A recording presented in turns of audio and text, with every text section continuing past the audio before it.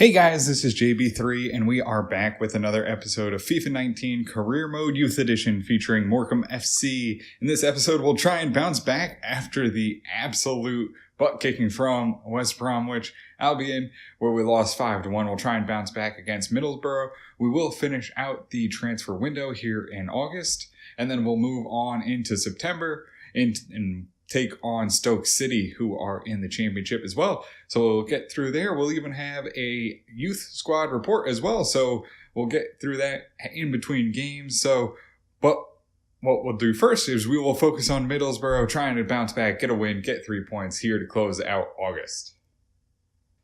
So we will get into this game. It'll be our starting lineup, our standard starting lineup. Finally, everyone will have full stamina. We don't have any games right before this, which seems like it's been back-to-back games all through August. So hopefully we can grab 3 points with the starting lineup here. And we'll get this game underway. Sorberg gets it on to Sarek. He'll run on, gets it to Romano. Romano taps along to Aldaharni right in front of the net. And we open up this game with an early goal. Aldaharni putting in another one. And it's a good one. It's Morecambe FC taking a 1-0 lead 2 minutes into the game. A good pass centered right to Sarek. Sarek gets it to Romano. And Romano will just push along to Aldaharni, who gets right behind the defense. A really good play here. Romano just pushes it along. Aldaharni right there in front of the keeper. No chance for him. And it goes into the back of the net. 1-0 Morecambe FC early in this game. Conte centers it to Sarek. Sarek right ahead to Park. Park surrounded by the defense. He'll lay it off though to Sarek. Sarek takes the long shot and it's deflected.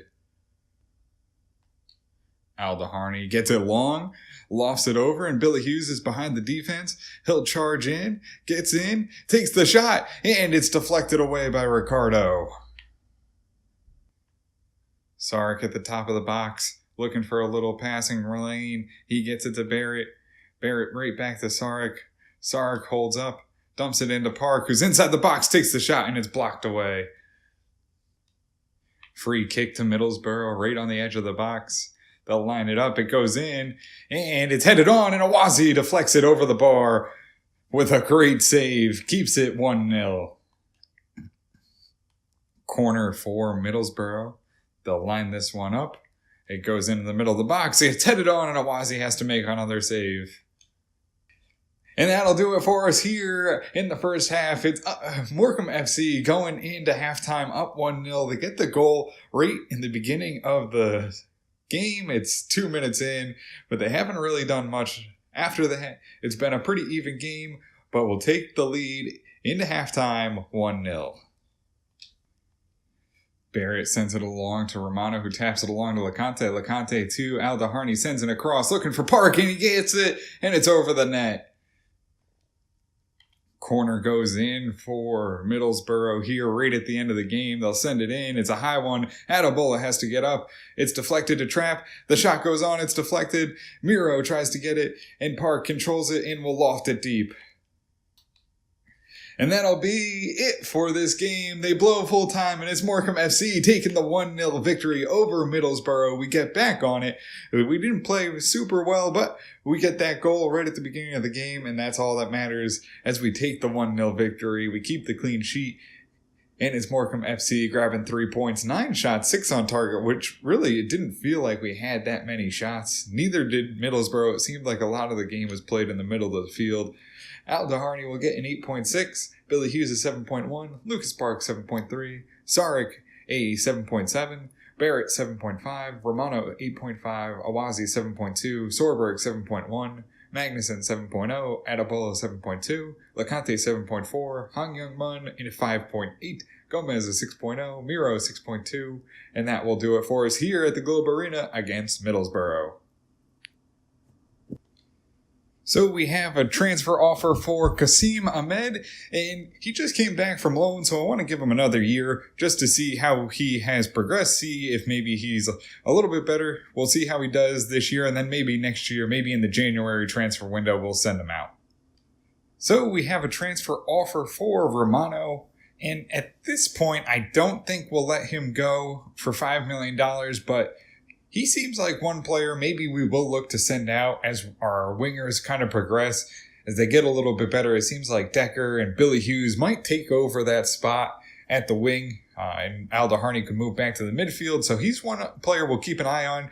You guys make sure to comment down below what you think maybe we should do with Romano in the coming years. Maybe we should look to keep him, or maybe we should look to send him out as our wingers progress.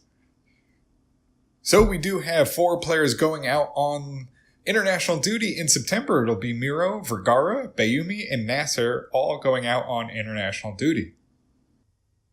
So we have our first report back from the Czech Republic. It's Kovac, who looks like he's a defensive player, 67 to 91 potential. And we have another Kovac, possibly maybe brothers or cousins, or maybe just everyone in the Czech Republic's named Kovac, 68 to 94, good potential, but only $60,000 value. We won't bring either one of them in. We'll monitor them for another month, see what they have in the future. So we have our first report back from Turkey, and it's a good one here. We have Batur, who will leave in for another month, but has good potential at 71 to 94. And then we have Dursun, who will actually bring in, it's 50 to 70 overall, 76 to 94 potential, and a $700,000 value. So we'll bring him in, see what he has. And then we'll bring in Selic as well. He's 55 to 75 overall and 72 to 94 potential and a value of $650,000. So we have our first report back from the Ivory Coast, and we have some good players here. We have Kofi, who is 68 to 92 potential. We have Ndaye, who is 65 to 87 potential. Maybe he'll be as good as Sultan of Foot's Ndaye and his youth squad. Is a really good offensive player. Maybe he'll be just as good. We'll have to see. And then we have Kwame, who's 55 to 73 overall, 84 to 94 potential, and has a value of $420,000. I think we'll bring him in just so we don't lose him to another team. So we have our squad report back. We have Aguero, who's finally 16, so we can bring him in when we're ready. We have Lev Zayatev, who's 81 to 94, 60 overall. We've been giving him a lot of training so we can bring him into the squad. With that height, we really want to bring him in. We have Silvio Oronella, 78 to 92. When we have Silvio Cortez, 61 overall with 74 to 92 potential. We'll have to see how that potential pans out before we bring him in, though. We have Lino Segura, 76 to 94. Nicolo Mirasek, 79 to 94. We have Ramiro Montego, who's 69 to 89. That potential's really fallen off. I think we're going to let him go. That overall is just going to take too long to get up, so we'll clear him out. We have Dursun, who we just brought in, who's a center midfielder, 63 overall, 76 to 94. I'll wait to see how that potential goes before we bring him in, but that overall could really help us. And then we have Harrison Martin, who's 72 to 92. Center mid, we're going to let him go too, 43 overall. Unfortunately, you know what? He is from England, and we really do want to have some more players from England, so we'll hang on to him, see what that potential does, maybe give him some training. We have Selic, who's 63 overall, 72 to 94 potential left winger. And Will Ward, 74 to 92 right back. Liam Kelly, 76 to 94 right midfielder. We have Agafetti, 75 to 93 Cam from Romania. And we have Bradley Shaw, 73 to 91 center mid. Kayumi, 84 to 94 potential, 60 overall, left back from the Ivory Coast. Looks like he could be a good player. A little short, but that's all right as a left back. Don't need him to be great at defending the crosses, although has good jumping at 70 overall for that. So we'll have to keep an eye, and that will do it for us here in the Youth Academy. So we will get into this game against Stoke City. We'll make a couple changes. Aldo Harney will drop back into the midfield, and we'll have Miro up front. He's asking to get a start for this game, so we'll see how he can do. Maybe he can pull through and get a goal. And we'll get this game underway. Barrett gets it up to Aldo Harney, who will lay it off to Park. Park gets it to Sarek, who's behind the defense, takes the long shot, and it's off the post. Billy Hughes can't get the rebound as it's deflected away and goes out for a corner. And that will do it for us here in the first half. It's been an unexciting one. We've had a couple opportunities, but haven't been able to capitalize, and it'll be 0-0 going into halftime. McLean gets the ball, right on the edge of the box, sends it in. It's go. Awazi gets a big piece of it, and it goes into the back of the net, and it's 1-0 to Stoke City early in the first half, or the second half, rather. They get a good build-up, just couldn't get our defense back. They get past us, and it's into the back of the net for a goal. And now we'll have to try and get our offense going. We haven't been able to get much going here. They get a good pass. Magnuson's not able to intercept it. Awazi gets a big piece of it, but just not enough as it heads into the back of the net. Billy Hughes up to Park. He'll center it for Barrett. Barrett lays it in for Sarek. Sarek, an opportunity here. Gets it to Park. He's behind the defense. Has the shot. And it's right at the keeper. And Bola gets it in. It's a cross and it's headed away. Back right to the top of the box. And Awazi will send that one away for a corner. Oh, they get behind. Lecante on his last legs, and Awazi will bail him out and send it over the bar. Corner kick from Stoke City. They'll line this one up, and Awazi will punch it away.